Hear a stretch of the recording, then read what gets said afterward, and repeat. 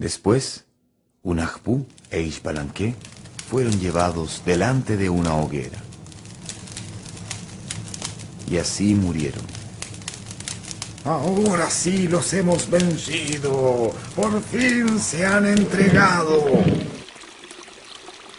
Después de varios días, Unajpú e Ixbalanqué aparecieron convertidos en peces y luego se transformaron en hombres pobres que hacían grandes prodigios.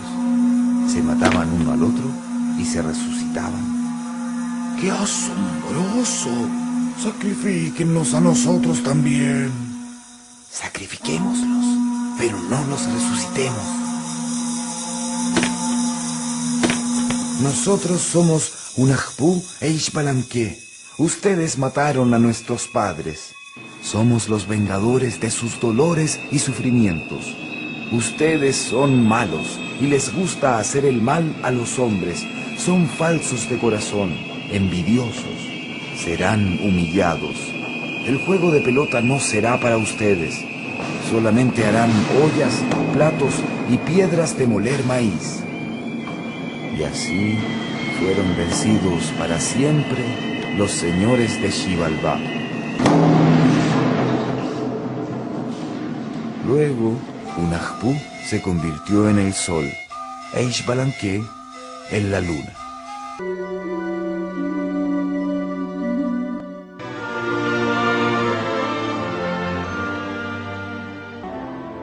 Ahora ya sabemos por qué los mayas, los egipcios, se deformaban el cráneo. Imitaban a los dioses del sol. Hay cráneos deformados y hay cráneos naturales de honestas formas, porque querían conseguir que el esfenoides tuviera toda la posible movilidad y así poder obtener la visión que podrían tener los ojos sin tener adherencias los nervios ópticos y oculomotor.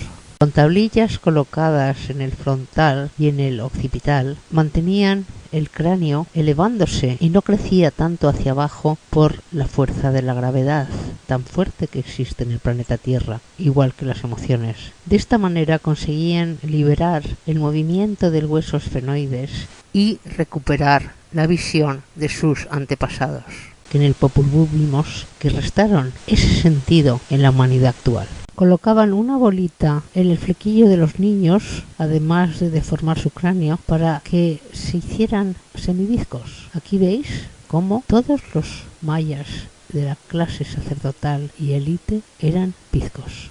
Hasta ahora los historiadores, arqueólogos, decían que los mayas tenían un semibizqueo por cuestión de belleza. Ahora vamos a ver que había una razón mucho más importante detrás de esta costumbre de bizquear de los mayas. And there's no question that we've all been here many, many times before. We have many incarnations. And Jesus' story was very simple. Love your neighbor and you'll go to heaven. If we love each other, the voltage inside gets bigger and bigger and bigger. We get a halo, and eventually the halo is so powerful it will escape the Earth's gravity and go back to God, who is light. We'll become God again. But it's very difficult because everything we see around us is illusion, Maya. That's what the word means. We think we see individuals when we're actually all the same person. We're here to love each other. As long as we love each other, the voltage gets greater and greater and greater. And eventually we become light beings. Now, the bottom line is that you are all God inside. We all have a soul. The body is the devil, 666. We're made of carbon, the carbon atom, which has 6 electrons, 6 protons, 6 neutrons. We're the body. The physical earth is made out of 666. God, the soul around us, is 144,000, and that's the speed of light. Summer is all about the Celtic people, who had exactly the same beliefs as the Egyptians, who had exactly the same beliefs as the Incas, who had exactly the same beliefs as the ancient Chinese. And they had the same beliefs because Jesus has been back to earth many times as different leaders. It's the same guy, his last incarnation. And if we look at, this is a Magic Eye 3D picture that we see in the popular magazines. And if you stare at them, you can see other information. This has got the pyramids in area here, but you can't see it until you stare at it. How did they do this if they didn't have acetates? Well, the Egyptians have tried to tell us about this. Here we see Nefertiti with one eye and one eye missing from the museum. It's in Berlin now, actually. And she's telling us we can only see half the information. The same with Akhenaten, the so-called father of Tutankhamun. He's got one eye missing. It's telling us we can only see half the information. And we've got a left hemisphere and a right hemisphere. Now, we need acetates because we're stupid. We have to put one here and put them on top of each other. But the Mayans were so intelligent, they opened their left eye, like the magic eye picture, and stored the picture, just like this one. Then they opened their right eye and stored the picture, and then the brain overlapped the two sides. So they didn't need acetates. We're the ones who need acetates because we're stupid. Now, can the brain do this? Well, the brain can do this.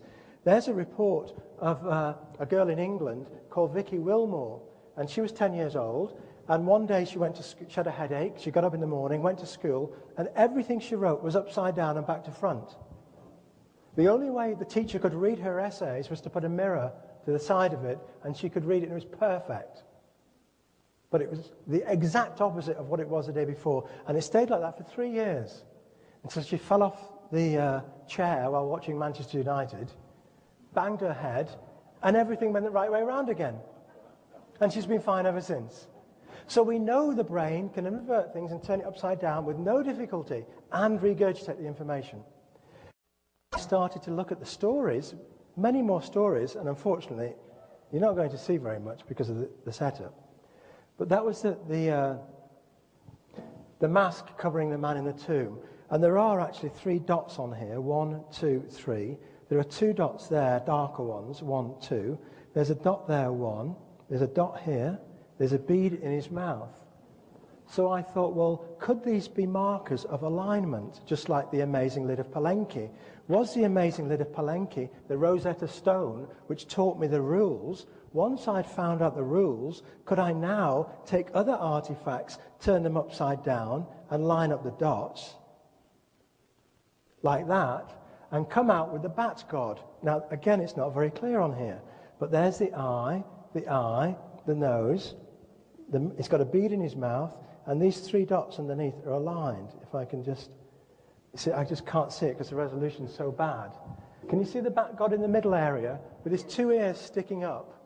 And he's got his tongue out, and he's got a big black bead in his mouth, and he's got a cloak, and under the bottom of the cloak here, he's got 4 triangles, which tells us he ruled the north, south, the west, and the east of the sky. Now, as I move these around, we come out with lots of other pictures. For example, when I line the 2 black dots up there, we come out with a small boy here with 2 eyes. He's got a helmet on. There's lots of pictures. These are very complex pictures. Let me a bit brighter. Can you see the small boy now? He's got a feathered hat on. There's his eye, his nose, his mouth.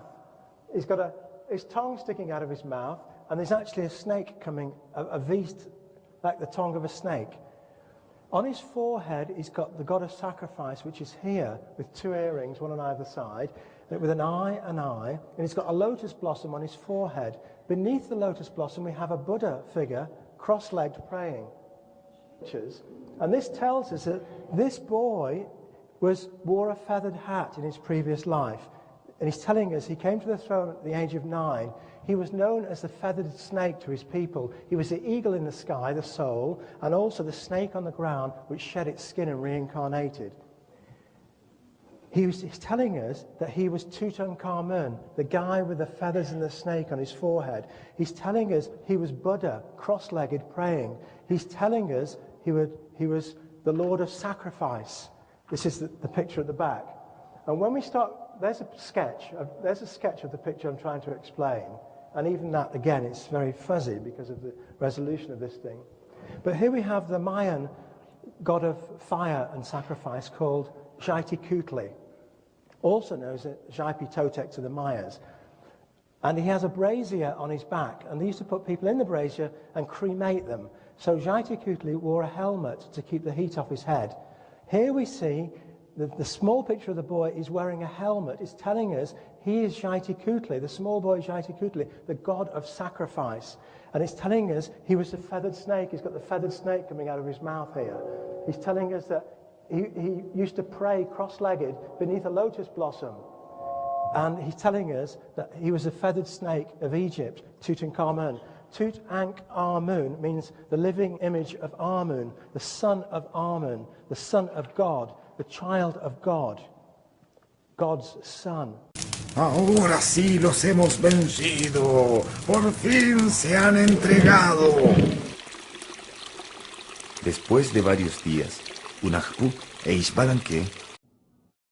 Después, UNAJPU e Ixbalanque fueron llevados delante de una hoguera. Y así murieron. ¡Qué asombroso! Sacrifíquennos a nosotros también. Sacrifiquémoslos, pero no los resucitemos. Nosotros somos UNAJPU e Ixbalanque.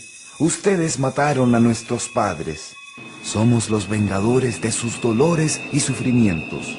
Ustedes aparecieron convertidos en peces y luego se transformaron en hombres pobres que hacían grandes prodigios. Se mataban uno al otro y se resucitaban.